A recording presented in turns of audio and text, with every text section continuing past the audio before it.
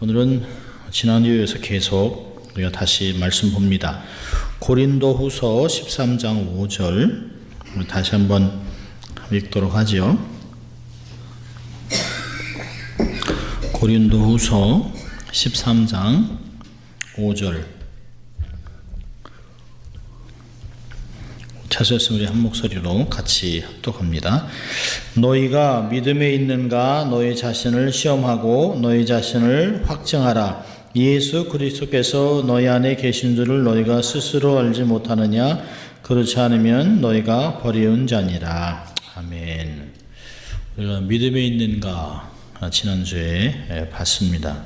오늘 계속해서 우리가 과연 믿음에 있는가 두 번째 말씀을 보려고 합니다.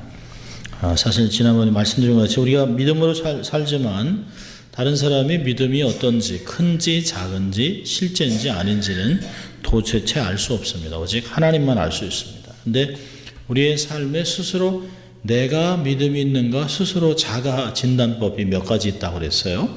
그래서 그거를 지난주에 저희가 한번 세 가지 봤는데요. 우리가 정말 감사하며 산다면 우리가 믿음 안에 있다라고 볼 수 있어요. 또 우리가 늘 미래지향적으로 살아간다면 우리가 믿음에 있다고 생각할 수 있습니다. 세 번째로는 매사에 담대함으로 살아간다면 우리가 믿음에 있다라고 할 수 있습니다. 자, 네 번째로는 우리가 어떻게 하면 스스로 돌아볼 수 있을까요? 내가 정말 믿음에 있나? 네 번째로는 확실한 사명의식이 있는 거예요. 확실한 사명의식. 소명과 사명이 조금 다른데요. 사람들마다 조금 이제 정의를 내립니다만은 소명이라고 하는 것은 하나님의 부르심에 대한 깨달음입니다. 아, 내가 이런 부르심이 있구나. 근데 사명은요, 조금 더 나가는 것이 하나님의 부르심에 대한 순종적 결단을 얘기합니다. 그러니까 깨닫고 멈추는 것이 아니라 깨닫고 그렇게 가는 거예요. 그걸 소명이 사명이 되게 하는 것입니다. 절대로 우리가 조심해야 되는 것은 야망을 소망이라고 포장하면 안 된다는 것이에요. 요즘 얼마나 제가 이제 신학교에서도 가르치고 또 이렇게 목회자들하고 모여서 나누면서 얼마나 저희들이 조심스러운지 몰라요. 우리가 사역한다 하지만 그것이 어느 순간에 비즈니스화된 것도 있어요. 사명이라고 하지만 그것이 자기의 야망이 돼가지고 교회를 키우고 싶어하고 또 스타 강사가 되려 하고 스타 목사가 되려 하고 스타의 교회가 되려고 하는 그럼 스스로 이건 아닌데 라고 하는 것들을 많이 봅니다. 정말 우리가 어떤 교회를 우리의 왕국으로 세운다든지 처음부터 그렇게 하진 않죠. 세월이 지나면서 이 소명의 변질이 온 것이에요. 그래서 이 변질이 본질을 잃어버리게 하고 하나님이 부르신 것이 아닌 하나님이 부르지 않았는데 내가 원하는 야망을 가지고 소망이라고 포장을 해놓고 소위 영적인 지도자들이 그런 일을 합니다. 그러면서 예수의 이름으로 하나님의 이름으로 영광을 위해서 사실은 아주 몹쓸 일들을 하는 것들을 자주 보게 됩니다. 그러면서 우리가 우리의 선배, 우리의 부모님 세대의 목사님들을 그렇게 존경했던 정말 그 목사님들 곁에 서는 것만으로도 가슴이 콩당콩당 뛰었던 데가 있었어요. 근데 그러지 않습니다. 이제는 오히려 목회자 된 것이 아주 부끄러운. 근데 요즘 아주 재미있는 현상들이 나타나요. 신학교를 안 갑니다. 그래서 많은 신학교들이 거의 다 닫습니다. 정말 최근 한 5년 동안 미국에서 닫은 신학교만 한 30개가 됩니다. 마켓에 나와 있어요. 오렌지 카운티에서 가장 컸던 베데스다 순복음 신학교가 이제는 끝났어요. 그리고 다른 주로 옮겨갑니다. 미국 신학교 없어요. 신학교 자체가 없습니다. 그래서 신학교가 어떤 모습으로 바뀌냐면 직업 훈련 학교로 바뀌어요. 이게 타락되는 것이에요. 그러니까 신학생들이 아닌 그 전혀 믿음이 없는 사람들을 데려다가 신학교 안에 너싱, 그 다음에 음악, 그 다음에 한의학, 이런 리더십, MBA 이런 학교로 다양한 학교를 만들어 놓습니다. 더 이상 신학교가 아니에요. 그러니 하나님 앞에 소명의식을 받고 사명을 감당하기 위해 훈련을 받아야 할 사람들이 전혀 믿음을 모르는 사람들과 공부가 안 되는 거예요. 한쪽에서 열심히 기도하고 찬양하는데 몇몇 학생들 나가서 담배 피우고 그리고 안 나타나고 욕하고 도저히 이건 사명을 감당할 수 있는 학교가 아닙니다. 우리는 확실히 알아야 돼요. 아, 하나님이 내게 이렇게 부르셨구나. 거룩한 소명이 있어요.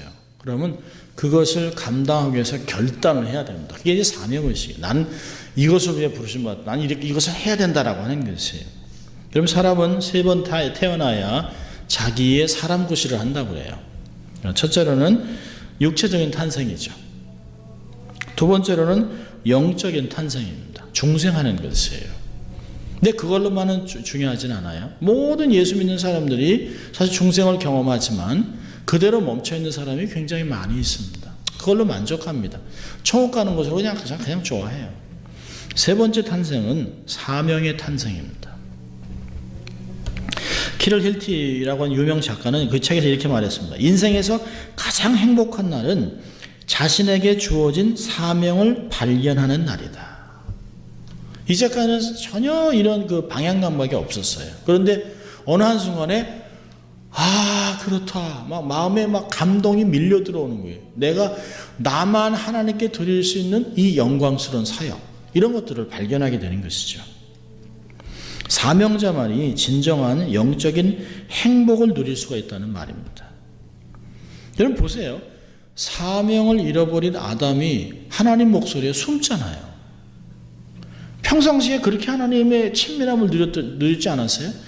하나님이라면 얼마나 감동했게. 하나님이 자기가 필요를 알고 자기의 동반자를, 반려자를 만들어서 하나님 가정을 이루게 하고 모든 짐승들을 보고 이름을 짓게 하고 하나님 명령을 지키면서 모든 것이 주어진 것이에요. 개척하고 행복했습니다.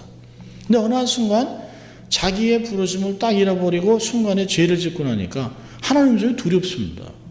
그리고 부끄러움을 느끼고 숨어요. 그러면 사명을 잃어버린 가룟 유다는요, 자살하잖아요. 얼마나 중요한지 몰라요. 근데 사명이 흔들렸다가 주님을 배반했지만 베드로가 다시 사명을 확인하고 나서는 그게 반석이 됩니다. 그리고 초대교회 수장이 돼요. 얼마나 놀랍습니까? 아브라함은요, 75세에 이제 뭐 정말 다 은퇴하고 느긋하게 부를 가지고 살려고 하는 그 사람에게 세상에 있는 안정감이 아닌 사명의식을 주니까 자기의 소명을 깨닫고 하나님이 자기가 알지 못하는 가라고 하는 것을 가요. 결국은 하나님이 약속한 거 하나도 못 받습니다. 이삭 외에는. 땅도 사실은 자기 안에 둘 수 있는 막벨라 골 외에는 받질 못해요. 그런데 믿음으로 보는 것이에요. 그리고 400년 후에 그가 그 엄청난 그 민족의 조상이 됩니다. 미지의 세계를 향해 떠나니까 믿음이 조상이 되는 삶을 살았어요. 80세 모세는요, 사명을 받았어요. 그리고 나서 도망갔던 바로의 낯을 피해 도망갔다가 최강국의 왕 앞에 당당하게 쓰잖아요. 내 하나님이 내 백성을 달라고 그런다. 하나님을 경배하게 보내달라. 얼마나 놀랍습니까? 사실 한 방이면 죽을 수 있잖아요. 최강대국 그 바로가 얘기하는데 그 앞에서 당당하게 하나님 말씀을 선포해요. 여러분, 사명이 나의 삶을 그렇게 만들어요. 사실은 사명이 나를 이렇게 하는 것이에요. 사명에 대해서 아주 재밌는 그 유명한 일화가 있는데요. 읽으면서 대단하다는 생각을 했어요. 1337년 독일 뮌헨에서 뒤추 수벤블라라고 하는 이름을 가진 남자가 반란죄로 4명의 부하와 함께 사형 선고를 받고 참수형에 처하게 됐습니다. 그때 슈벤블라가 재판관에게 간절하게 이런 부탁을 합니다. 제가 떨어진 내 머리를 들고 부하까지 달려가면 제 부하들을 살려주십시오. 그 재판관이 말도 안 되는 소리를 하니까요. 아니, 목이 떨어져가지고 무슨 어떻게 달려서 그렇게 해주겠다고.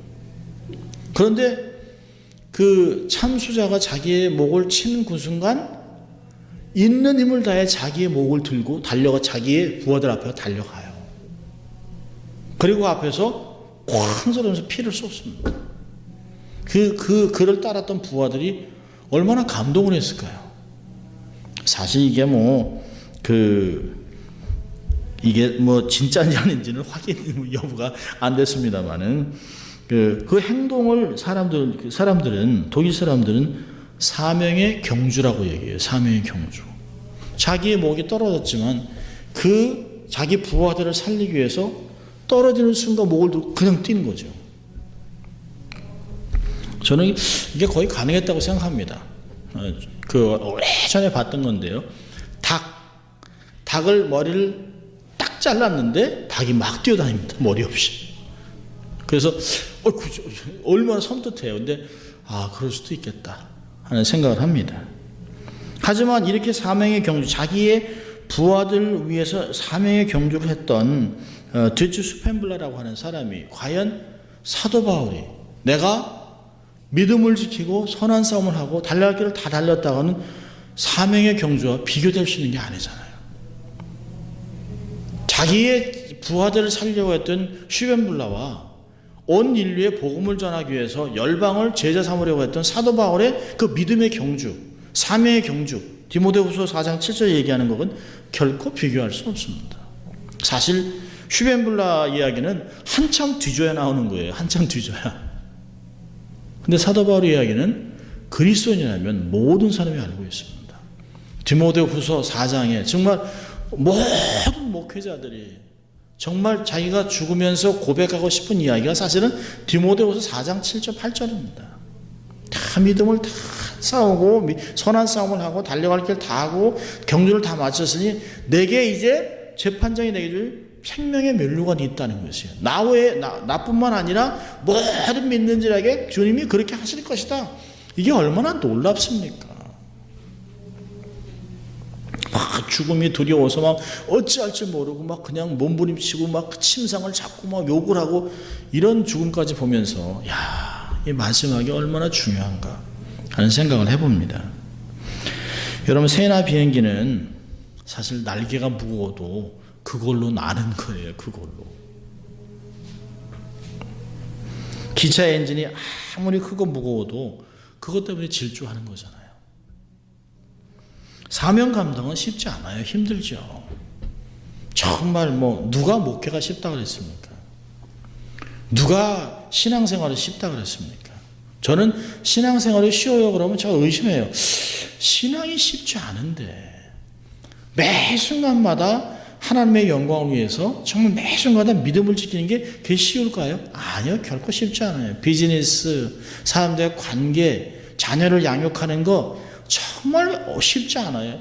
이분 결혼 생활마저도 쉽지 않습니다. 결코 쉬운 것이 아니에요. 사명은 감당하기 힘들어요. 교회에서 직분으로 살아가는 것 쉽지 않아요. 그런데 그 부담스러운 사명이 나로 하여금 날게 한다는 거예요. 나로 하여금 질주하게 한다는 것이에요. 정말 무거운 엔진을 떼내고 무거운 날개를 잘라버린다면 새는 새가 될 수 없고 기차는 기차가 될 수 없어요. 비행기는 비행기 될 수 없습니다. 이런 괴정시계 옛날에 지금은 이제 이런 시계입니다만은 다 이렇게 디지털하지만 이제 아날로그에 옛날에 그랜파더 클락이라 그래가지고 괴정시계 등 이렇게 태엽으로 감아줬잖아요. 한국에서도 그렇고 여기서도 그렇고 이제 감아놓으면 지나면 땡 이럽니다. 그게 굉장히 무거워요. 근데 그거를 딱 세워놓으면 시계는 서요.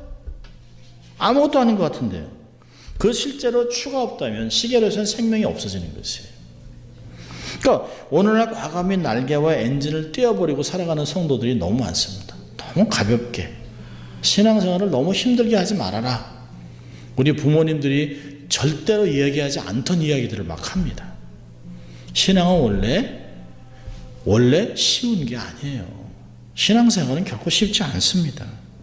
무겁고 힘들어도 추를 떼버리고 살아가면 안 돼요. 사명은 힘들어 보이지만 나를 나되게 하는 거예요. 나를 살리는 것입니다. 여러분, 내가 무엇을 해야 되는지 알고 살아가는 만큼 행복한 게 어디겠습니까? 우리 가끔 이렇게 생각 없이 살다 보면 내가 어디로 가는 거지? 이럴 때가 있어요. 그러면서 늙나? 근데 그게 아니라 생각 없이 살기 때문에 방향성을 잃은 거예요. 어디로 가고 있지? 그러니까 생각 없이 하는 거예요. 생각 없이요. 어디로 가야 되는지, 무엇을 해야 되는지, 누구를 만나야 되는지, 뭘 해야 되는지 그것을 아는 것이 얼마나 쉬운지 몰라요. 방향성이 설정되면 뒤돌아볼 필요도 없어요. 좌로나 우로나 치우칠 필요도 없습니다. 무엇을 할지 어디로 갈지 모르니까 당황스러운 것이에요. 사명의식이 없으니까 결정을 못해요. 사명의식이 없으니까 우물쭈물하는 것이에요. 여러분 우리가 어떤 사람인지는 작은 것을 결정할 때 우리의 진가가 나와요. 아주 작은 것들을 결정할 때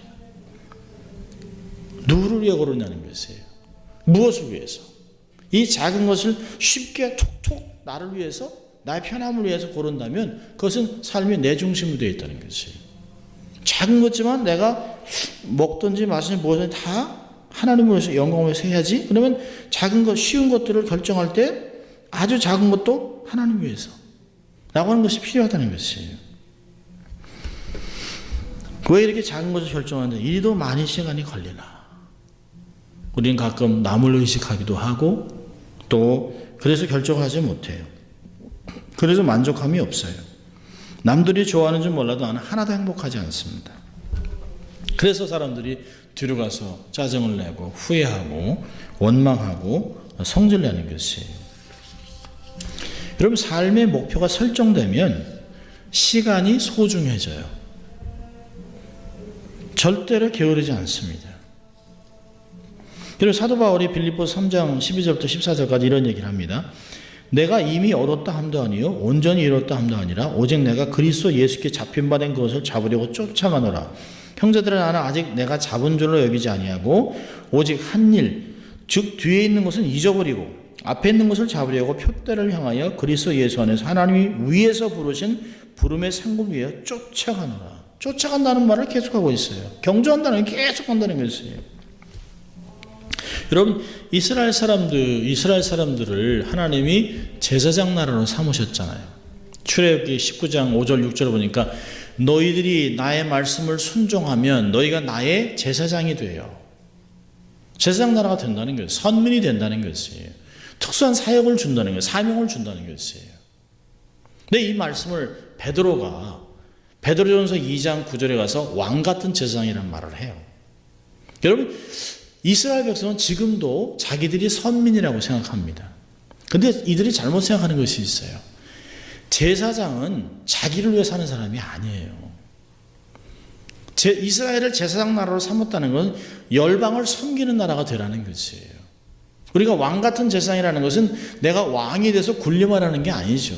정말 하나님의 권위를 가지고 백성들을 섬기는, 백성들 위해서 중보하고 백성들이 말씀을 가르치고 때로 어떤지 뭐지 말씀을 나누는 그런 사역을 감당하라는 것이에요. 제사장 나라는 열방을 섬기라는 것입니다. 그러니까 잘못된 선민의식이 교만해졌습니다. 그래서 율법이 없는 백성들은 개 돼지로 여겼습니다. 그 교만이 사람이 성경에 있잖아요. 교만이 오면 패망이 오는 것이에요. 그래서 그들은 결국은 패망해서 2000년 동안 떠돌이 민족이 된 것이에요. 잘못 이해하면 사명을 깨닫지 못하면 그런 이해가 생길 수가 있습니다. 우리의 사명들은 뭘까요? 우리가 크게 세 가지를 본다면 하나님을 기쁘시게 하는 것이에요. 하나님을 기쁘시게 하는 것. 우리가 왜 주일마다 이렇게 반복해서 외칠까요? 송 목사님 맨날 그 강단에 올라가면 하나님을 기쁘게 사람을 행복하게. 그게 우리의 삶에 귀가 따갑도록 우리의 삶에 그냥 삶의 패턴이 되도록 얘기하는 것이에요. 하나님을 기쁘게 할 것인가 사람을 기쁘게 할 것인가. 사도 바울이 얘기하잖아요. 내가 사람을 기쁘게 한다면 하나님의 종이 아니라는 것이에요. 내가 누구를 기쁘게 할 것인가.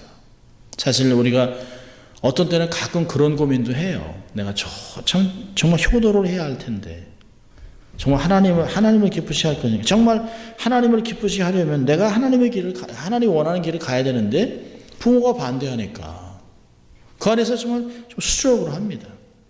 저는 사실 부모가 반대해서 목회자의 길을 포기한 사람들을 많이 봐요. 그런데 부모님이 돌아가시고 60이 돼가지고 그걸 감당하기 위해서 사명자로 옵니다. 잘못된 것은 아니에요. 잘못된 거 아시지만 많은 후회를 하고 살아요. 많은 후회를 하고 살아갑니다. 하나님을 기쁘시게 하는 것. 그거는 선택의 여지가 없어요.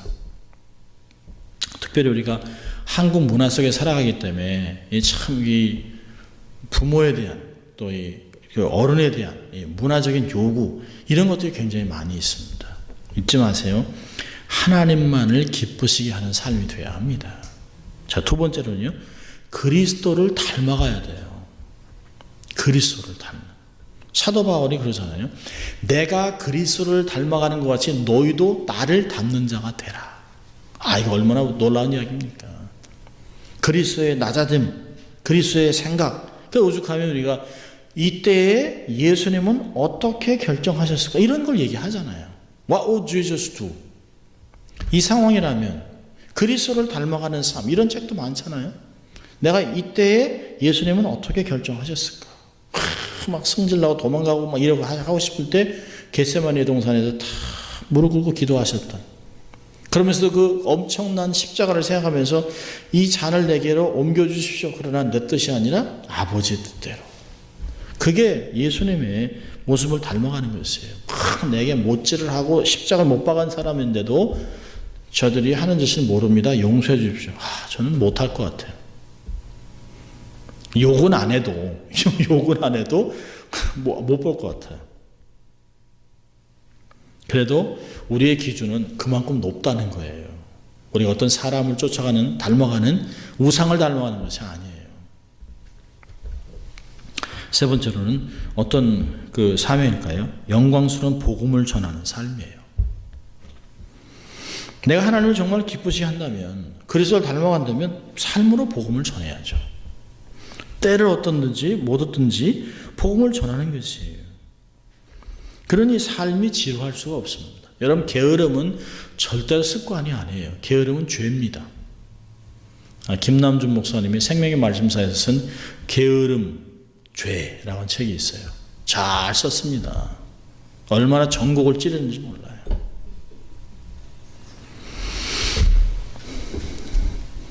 여러분, 우리가 시간이 없어요. 목사님, 시간이 없어요. 요즘같이 책을 안 읽는 세대가 없습니다. 크리스천 그 책이 베스트셀러가 몇 년 전만 해도 3,000권이었어요. 지금 그 원래 1세를 찍으면 3,000권을 찍습니다. 크리스천이. 근데 요즘은 1,000권밖에 안 찍어요. 책이 안 팔리는 거예요. 책을 사는 사람이 없어요. 그러니까 책을 안 사니까 학문적인 책을 만들질 않습니다.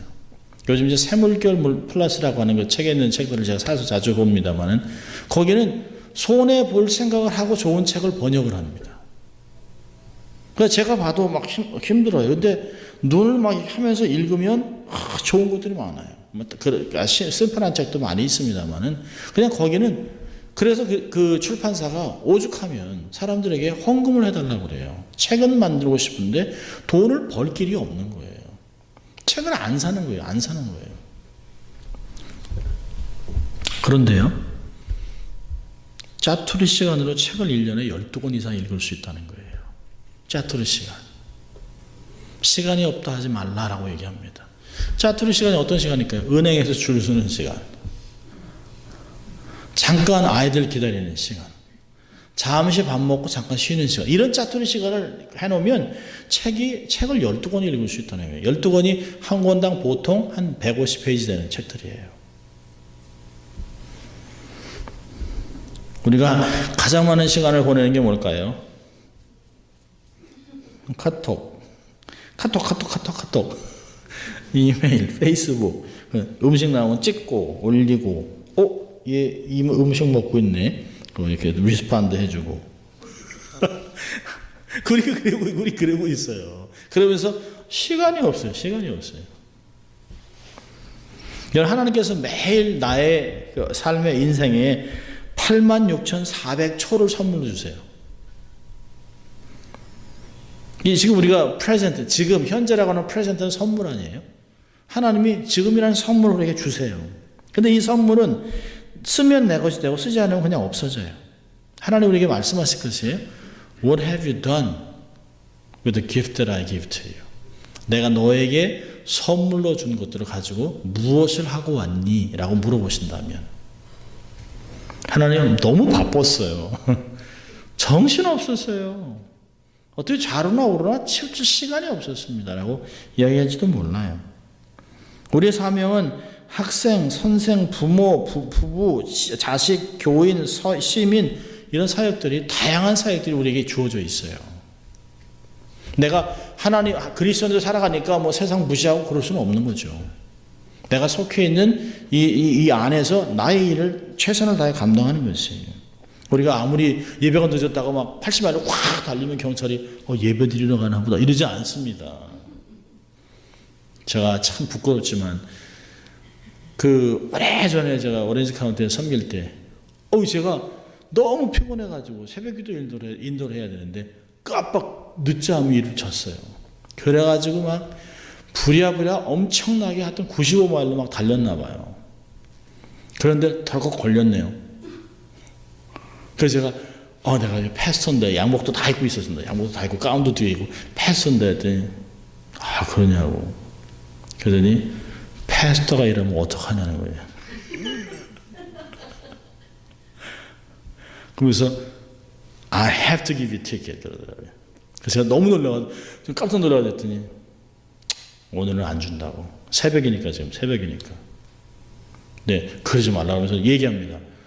백인인데 어떻게 교인들을 가르치겠냐는 거예요. 깜짝 놀라서 너무 창피해가지고 막 그냥.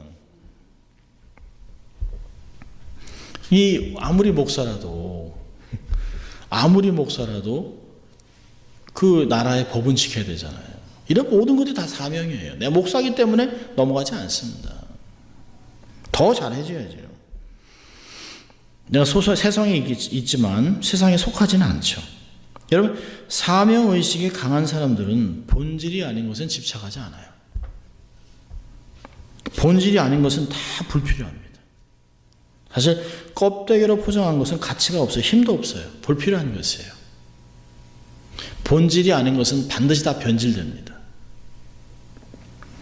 여러분, 사선을 넘나들었던 사람들에게 질문하면 본질은 아주 간단해요. 대개요, 인생을 어떻게 살면 좋을까요? 라고 물어보면 젊은 사람들은 막 그냥 큰 것들을 막 얘기합니다. 근데 이제 하나님 만날 그 시간이 가까운 사람들에게는 아주 간단한 것들이에요. 아주 간단한 것들. 자식들하고 더 시간을 보내고, 더 눈이 좋을 때 말씀을 읽고, 가까운 사람에게 함께 천국 가기 위해서 얘기를 해주고, 이런 것들입니다, 사실은. 뭐 돈을 많이 벌겠다, 뭐 이런 거 아니에요. 사선을 넘나들었던 사람들이 질문하면 본질은 복잡하지 않아요. 운동하는 사람들에게는 딱 확실한 목표가 있는데요. 흘린 땀만큼 이루어진다는 거예요. 이 사람들이 얘기하는 게 있어요. 땀은 거짓말을 하지 않는다. 무슨 말이죠? 크리스천도 생각해 봐야 돼요. 우리가 기도하고 노력한 만큼 이루어진다. 우리가 주 안에 있다면.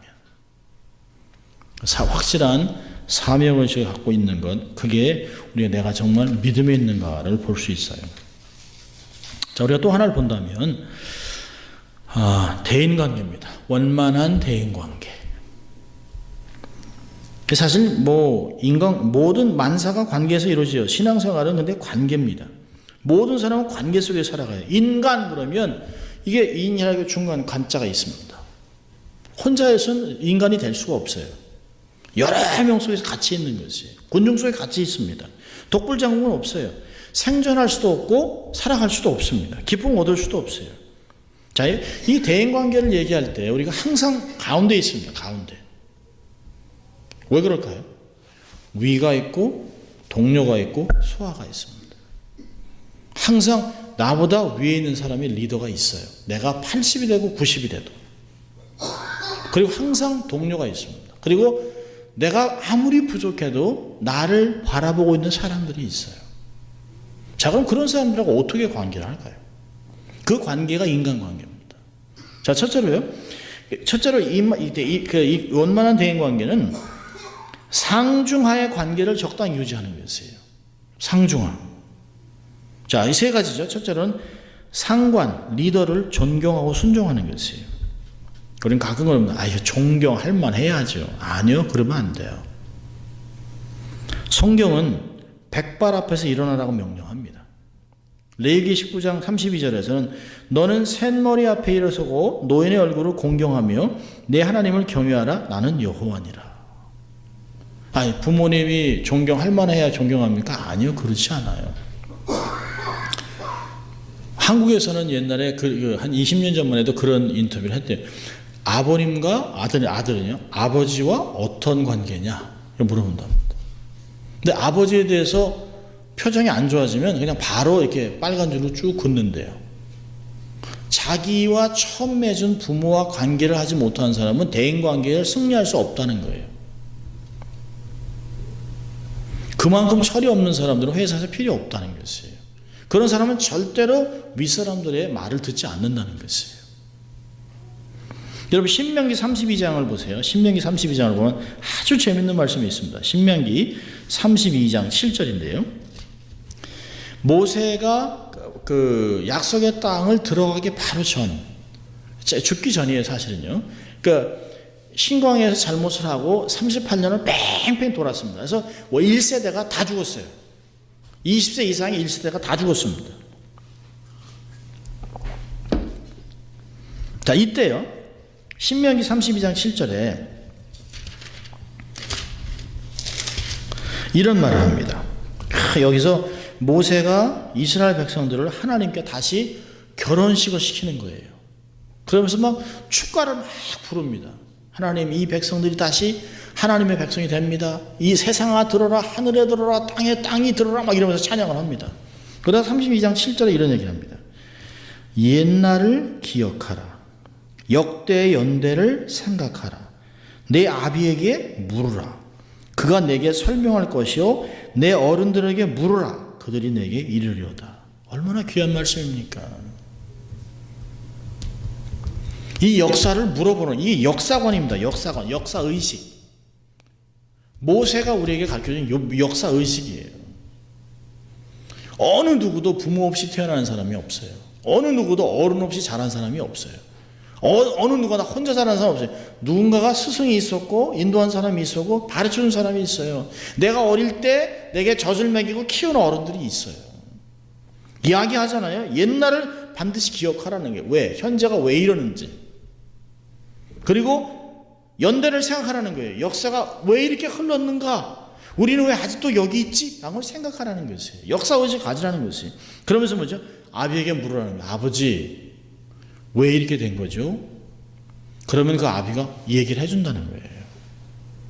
여러분, 젊은이들이 모르는 게 뭐예요? 과거를 몰라요. 과거를. 어른들은 과거를 살아봤잖아요. 우리는 전쟁이 얼마나 무서운지 몰라요. 우리의 부모 세대들은 전쟁을 겪은 세대잖아요. 얼마나 전쟁이 일어나면 안 되는 걸 알아요. 그들이 내게 이르리로다. 상관들은 어떤 그 책임이 있어요? 역사를 가르쳐야 될 책임의식이 있어요. 상관들은. 리더들은, 부모들은 자식들에게, 선생들은 학생들에게, 영적인 지도자는 따라오는 자들에게 말씀을 가르치고 역사의식을 가르쳐야 될 의무가 있습니다. 젊은이들이 미래된 꿈이 있어도 사실은 현실의 근거에서 미래의 꿈을 꾸는 거지 과거를 잊을 수는 없어요. 과거를 통해 배우고 확인해 현실의 문제가 이해가 됩니다. 그러니까 중요한 건 뭐냐면 영적인 리더나 이 상관이나 이 보스를 분석하려 하지 말라는 거예요. 분석할 수가 없어요. 삶이 다르기 때문에. 이해하려고 하라는 것이에요. 이해하라고. 엄마 아버지를 분석해서 알 수 있을까요? 천만의 말씀입니다. 어른들이 얘기하잖아요. 너도 자식 낳아봐라. 그게 뼈저리게 다 느끼는 거예요. 뼈저리게요. 뼈저리게. 제가 이렇게 가끔 이제 부모님 그 묘지에 가보면, 아이고, 얼마나 속이 썩으셨을까. 자식을 키우면서, 아이고, 그러면서 저를 보는 거죠. 선조를 함부로 대하면 안 돼요. 그러면 현실이 이해가 안 되고 미래에 겪지 않아도 될 것들을 겪게 돼요. 부모도 얘기하잖아요. 여기 보면 넘어진다, 웅덩이 있다, 깨진다, 절대 미끄러진다, 이런 걸 얘기 들어야 되는 거죠. 상관을, 리더를 존경하고 순종해야 돼요. 두 번째는요, 동료를, 함께하는 동료를 인정하고 배려해야 됩니다. 시편 133편 1절은 이야기합니다. 형제가 연합하여 동거함이 어찌 그리 선하고 아름다운고. 함께하는 것이. 여러분이 동료가 경쟁자로 느껴지기 시작하면 뭐가 보일까요? 흠이 보여요. 흠이. 일단 나와 경쟁한다라고 생각하면 그 사람의 잘못된 게 아주 잘 보이기 시작합니다. 그러면 우리가 이해할 건 뭐냐면, 나와 함께 신앙생활을 하고 있는 교인들의 삶에서 단점이 보이면 내가 그들과 우월관계를 따지면서 경쟁하고 있다는 거예요. 비교하고 있다는 거예요. 왜 비교해요? 당연한 것이죠.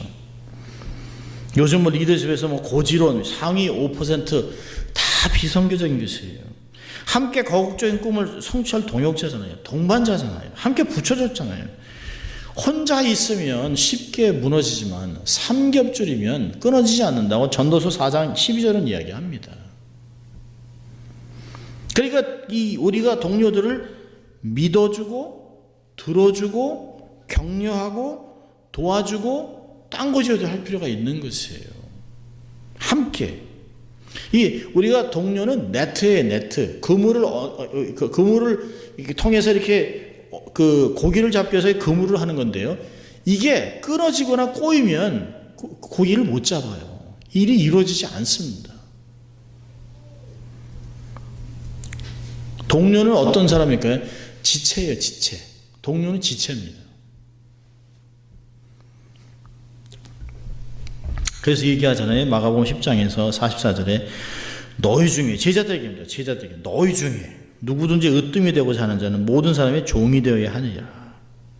참 거침돌이 되지 말고 디딤돌이 되어줘야 됩니다. 연합하라는 거예요. 머리를 맞대고. 사실 기러기가 날아가면서 V자로 날아가잖아요. V자로. 이게 일자로 날아가면 힘이 들어서 못 간답니다. V자로 날아가니까 자기의 힘을 70% 정도만 사용하고서도 멀리 장거리 여행을 갈 수 있다는 것이에요. 맨 앞에 있는 기러기가 계속 소리를 냅니다. 아무리 안개가 있어도 앞에서 계속 하면 뒤에 있는 그 기러기도 계속 얘기한다. 힘내라, 힘내라 그런다는 거예요. 그러다가 앞에 있는 게 힘이 빠지면 맨 뒤로 가고 중간에 있는 올라가서 계속 그렇게 간다는 것이에요. 그게 동료라는 거죠. 멀리 갈 수 있어요. 함께 갈 때 제일 빨리 가고 쉽게 갈 수 있습니다. 동료, 아군입니다. 어느 신학자가 그런 말을 썼어요. 왜 기독교인들만 아군들하고 싸우냐는 것이. 얼마나 사단의 영역이 강한데요. 최근에 뉴욕에서 사단교회의 거의 우두머리가 브루클린 태버네클 처치를 통해서 돌아온 사람이 있어요.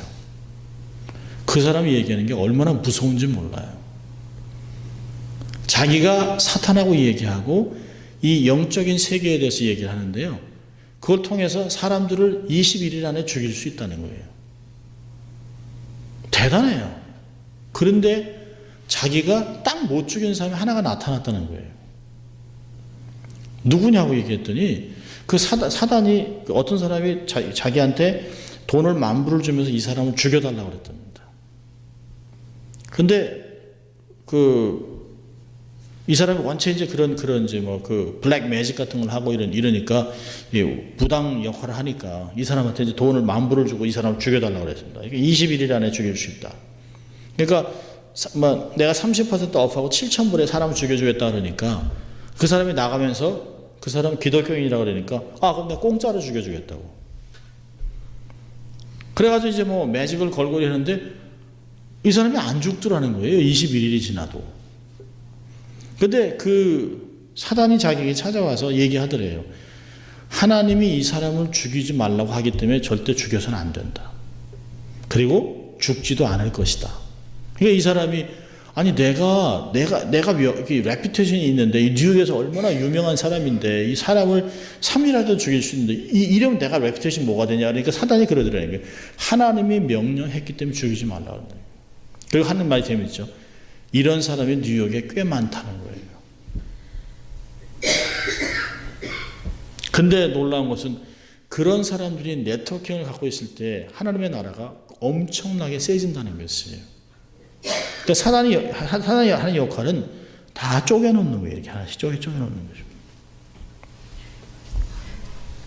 무섭죠? 그런 게 테스티모니로 막 나와요. 자, 세 번째로는요, 원만한 그 상중하의 관계를 유지하면서 리더를 존중하고 동료를 인정하고, 세 번째로는 따르는 자들을 품어줘야 되는 거예요. 수하의 사람들은 나의 목적을 위해서 이용하려고만 하면 안 돼요. 용납하고 기회를 제공하고, 당연히 나를 따르는 자들은 수하에 있는 사람들은 아직도 미성숙하잖아요. 우리는 그들에게 실수할 수 있는 룸을 줘야 됩니다. 우리는 가끔 너무 완벽하길 원해요. 그래서 너무 몰아붙여요. 근데 꾸지람으로 몰아붙임으로 그 사람의 상상력이 죽어요. 창조력이 죽습니다. 자유로움을 허락할 필요가 있어요. 여유가 생겨야 생각할 수 있습니다. 너무 분주하게 몰아치면 창조력이 없어져요. 스스로 생각을 접게 됩니다. 여러분, 내 수하의 자녀들, 어린 미성숙한 자들을 품어주라는 게 뭘까요? 다름을 인정하라는 거예요. 나와 다르다는 거예요. 나같이 되라! 이렇게 해서는 안 된다는 것이. 아니, 부모도 다릅니다. 부모와 자식도 달라요. 생각하는 것도 달라요. 나와 같아질 수 없어요. 또 그래서도 안 돼요. 취향이나 습관이나 생각이나 삶이 다 달라요. 그들의 장점을 극대화하고 단점을 극소화할 수 있도록 해야 됩니다. 그래서 그런 얘기를 많이 하면 따르는 자들에게는 칭찬은 공개적으로, 꾸지람은 권면은 개인적으로. 그러니까 이 관계 속에서 우리가 살아간다면 이 세 관계를 떠나 있는 사람은 아무도 없어요. 다 리더가 있고, 그러니까 사실은 바울이 있고 디모데가 있고 다음 따르는 사람들이 있는 것이에요. 상중하의 관계를 적당히 유지하는 것입니다. 사람은 세워줘야 합니다. 사람 안에 있는 가능성을 볼 줄 알아야 돼요. 저는 가끔 이거를 조각가의 본성이라고 그러는데요. 그 흔한 돌 속에 있는 위대한 작품들을 볼 수 있는 것이죠. 가끔 제가 얘기하잖아요. 그리스도인들은 원석입니다. 원석. 아직 깎지 않았기 때문에. 우리 안에 깎여야 될 부분이 너무 많이 붙어 있어요. 성질, 습관 이런 것들이 다 이제 깎여 나가면 우리 안에서 엄청난 작품들이 될 수 있는 것을 볼 수 있습니다. 모든 사람들이 다 각개인이 하나님 앞에 존귀하지만 사람들마다 내게 리더가 있고 동료가 있고 수하의 사람이 있습니다. 베드로전서 2장 17절에서는 이렇게 얘기합니다. 무사람을 공경하며 형제를 사랑하며 하나님을 두려워하며 왕을 공경하라. 이거 조금씩 달라요. 영어로 뭐냐면 show proper respect to everyone. 모든 사람을 그 사람에 맞게 대해주라는 것이에요. 믿음의 형제 자매들은 사랑하고 하나님은 경외하고 왕은 존경하고 이런 단어들을 사용하고 있습니다. 이게 이토 아키라는 사람이 이제 습관을 바꾸는 그 심리학이라는 책을 썼는데 아주 재밌는 것들이 몇 가지 있습니다. 이거 하고 마쳐야겠네요. 인간관계를 좋게 만드는 습관이 8가지. 제가 너무 재밌게 읽은 책이에요. 사실은 그 사람이 정말 어떤 관계 속에 있는지 모르겠습니다만 첫째 뭐냐면 8장을 풀라는 것이에요. 우리가 대화할 때 이런 얘기 많이 하잖아요. 이렇게. 그래요. 이렇게. 근데 사실은 이게 사람으로 하면 굉장히 안 좋아한다는 겁니다. 근데 제가 이게 사실 남자들이 이렇게 많이 하거든요. 이렇게 얘기하면서 이렇게 하는데 8장을 풀으라는 것이에요. 이게 8장을 끼는 것은 마음의 벽을 쌓는 행동이라는 것이에요. 어떤 때는 8장을 끼고 듣는 사람을 보면 마음이 불편할 수 있습니다. 저 사람 이게 되게 시건방진다 이렇게 들을 수도 있어요. 아니면 경계적인 마음을 열지 않는 모습도 있습니다. 자, 두 번째는요. 먼저 말을 걸어라. 이게 제가 잘 못하는 겁니다. 이거 안 집사님이 제일 잘하는 겁니다. 좋은 얘기 해주고 그냥 긍정적으로 얘기해주고 먼저 말을 걸으라는 것이에요. 말을 걸기 위한 소재는 의외로 주위에 많다는 것이에요. 머리가 사실 안 집사님이 이거 강의하셔야 돼요. 머리가 독특하고 오늘 책으로 예쁜 것 같아요. 점점 젊어지는 것 같아요. 이런 이야기들을 많이 해줘요. 뭐 눈이 멋있는 것 같아요. 뭐 이런 이야기들, 뭐 옷이 너무 뭐 그냥 뭐 좋은 것 같아요. 이렇게. 그 소재가 의외로 사방에 많다는 것이에요. 상대방이 굉장히 많다는 것이에요. 날씨가 너무 좋은 것 같죠? 이렇게 얘기할 수 있다는 것이에요. 자, 세 번째는요. 이것도 참 제가 잘 못하는 건데요. 표정에 변화를 주라는 것이에요. 무표정. 어떤 사람은 입으로만 웃습니다. 어떤 사람은 얼굴 전체로 웃는 것이죠. 그러니까 웃을 때 사용하는 얼굴 부위가 많을수록 좋은 인상을 주는 것이에요. 저 최근에 8월 달에 저희 이제 멘토 목사님 이렇게 만나서 얘기하면서 성 목사 좀 많이 웃어. 너무 긴장돼 있어, 너무. 근데 제가 봐도 긴장돼 있어요. 그러니까 별로 웃을 일이 없어요. 그냥 계속 공부하고 그냥 경건하게 사는데 이게 잘못 제가 해석을 하는 거예요. 그래서 막 자녀들한테도 막 웃어주고 아내한테도 좀 웃어주고 교인들한테도 잘 웃어주고 좀 이래야 될 필요인데 긴장된 사람한테 누가 오겠어요? 그러니까 표정에 변화를 주라는 거예요. 많이 웃으라는 것이에요. 근데 백인들은 참 잘해요. 이렇게 막 반가우면 이렇게 막 인사하는데요. 아침에도 이렇게 길 가다 보면 백인들은 good morning 합니다. 한국 사람들은 이렇게. 아니면 아예 안 보고 어떡하는 이럽니다. 자, 네 번째는요. 부정적인 말은 하지 말아라. 같은 걸 봐도 습관의 차이에 따라 반응이 정반대가 됩니다. 딱 본데 이렇게 공장 옆에 이렇게 막 꽃들을 많이 심어놨어요. 근데 한 사람은 공기 너무 나쁠 것 같다. 한 사람은 꽃이 너무 이뻐 이렇게 볼 수 있다는 것이죠. 이게 평상시에 우리가 어떤 해석하는 데 많이 있다는 것이 부정적인 하지 마라. 다섯 번째는요. 아니에요라는 말을 삼가라는 것이에요. 누가 이렇게 칭찬해주면 아닙니다. 제가 똑똑하겠냐. 제가 잘하는 게 없어요. 그러지 말라는 거예요. 근데 우리 한국 사람들은 좀 그런 게 있잖아요. 일본 사람도 마찬가지예요. 칭찬하면 아니라고 막 그럽니다. 그러지 말라는 것이에요. 칭찬하는 사람이 뭐가 되냐는 거예요. 그러면 칭찬하는 사람이 하나님이 내게 필요하니까 그게 칭찬을 해준다는 거예요. 아니에요 하지 말고 감사합니다 하라는 거예요. 감사합니다. 그리고 내게도 장점이 있다라는 걸 확인하라는 것이에요. 장점이 있다. 여섯 번째는요. 함부로 단정 짓는 습관을 버리라는 것이에요. 안 돼. 저 사람은 안 돼. 절대로 안 돼. 이러지 말라는 것이에요. 긍정적인 그 표현을 얘기하면 상대방도 기분이 좋다는 거죠. 자, 일곱 번째는요. 사사건건 자기 방식대로 통제하려 하지 말라는 거예요. 이게 맞는 거야. 이리로 가야 돼. 그건 안 돼. 이쪽이야. 이거야. 이렇게만 해야 돼. 이렇게 하지 말라는 것이죠.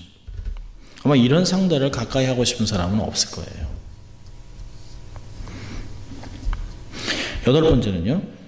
마지막으로 타인의 행복을 기꺼이 기뻐하라. 타인의 행복을 기꺼이 기뻐하라. 그러니까 이것은 타인을 축복하는 습관을 키우라는 것이에요. 자, 이제 다시 말씀해 드릴게요. 첫째는 팔짱을 풀라. 두 번째는 먼저 말을 걸어라. 세 번째는 표정의 변화를 주어라. 네 번째는 부정적인 말은 하지 말라. 다섯 번째는 상대방에게 아니요, 특별히 칭찬에 아니요 라는 말을 삼가라. 여섯 번째, 함부로 단정 짓는 습관을 버리라. 일곱 번째로 사사건건 자기 방식대로 통제하려 하지 말아라. 여덟 번째는 타인의 행복을 기꺼이 기뻐하라. 사실 지극히 일상적인 것인데요. 근데 참 어려운 것들이죠. 참 어렵습니다. 그렇지만 이렇게 조금이라도 노력한다면, 왜? 우리가 믿음에 있는 사람들이기 때문에, 우리가 그렇게 더 살아가야 됩니다. 왜요? 우리가 대인관계를 통해서 하나님의 나라를 세우는 것도 있지만 이런 대인관계를 통해서 복음이 증거되잖아요. 너희가 서로 사랑하면 세상 사람들이 너희들이 나의 제자인 것을 알리라. 서로 사랑하라. 내가 너희를 사랑한 것 같이 라고 얘기를 합니다. 자녀들아 서로 사랑하라. 이 관계 속에서 굉장히 많습니다. 사실은 이 관계만으로도 사실 몇 시간을 강의할 수 있는 주제예요. 근데 원만한 대인관계 어떻게 하고 있는가, 그것이 내가 믿음에 있어서 믿음에 있구나라고 알 수 있는 척도가 된다는 것이에요. 사실은 우리가 늘 매 순간마다 쉽지 않지만 가끔 우리가 이렇게 한 달이든지 아니면 한 주든지 아니면 1년 돌아보면서 내가 정말 믿음에 있는 삶을 살아가고 있나? 나는 정말 내 안에 그리스도가 있다면 이러한 모습들이 나타낸다라고 생각하면서 또 한 주간을 살아가는 여러분 될 수 있기를 주의 이름으로 축원합니다. 네, 기도하겠습니다. 하나님 아버지 감사합니다. 오늘도 우리가 정말 믿음에 있는가를 돌아볼 수 있도록 도와주신 것 감사합니다. 확실한 사명의식을 가지고 살아가게 하시고 원만한 대인관계를 통해서 우리의 공동체를 세우고 많은 사람들을 우리의 공동체로 초청하고 복음으로 들어오게 하는 삶을 살아갈 수 있도록 하나님 축복하여 주시옵소서. 감사하고 예수님 이름으로 기도합니다. 아멘.